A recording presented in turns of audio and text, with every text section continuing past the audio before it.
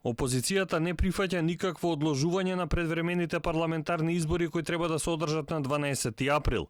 Напротив, ВМРО ДПМН на еден месец ќе собира идеи од сите заинтересирани за новата предизборна програма. Од партијата вела дека ниту евентуалното пролонгирање на процедурите за ратификација на протоколот за НАТО нема да биде пречка за изборно соочување. Доколку претходно собранието е распуштено, Уставот предвидува свикување на парламентот во итни случаи. Тоа било разговарано и на последната лидерска средба. На самата средба имаше и експерти, односно професори од Правниски факултет, исто тоа го потврдија, бидејќи веќе во 2016 година имаме воспоставено таква пракса и Уставниот суд има донесено одлука со која што во итни, неодложни и останати ситуации е дозволено собранието да се врати и да гласа за такво нешто. Така да одлагање било какво од било кои причини на изборите за 12 април не доаѓа во предвид.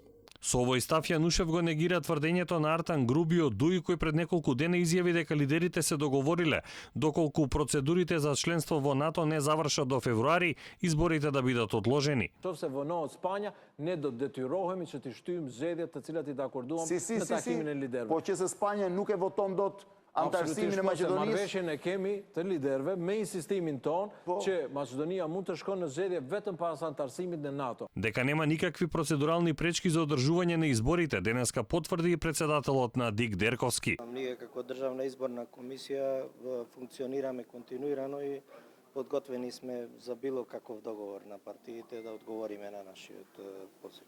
Највисокиот изборен орган, како што посочи Дерковски, континуирано работи на прочистување на избирачкиот список на кој според него нема фантомски гласачи.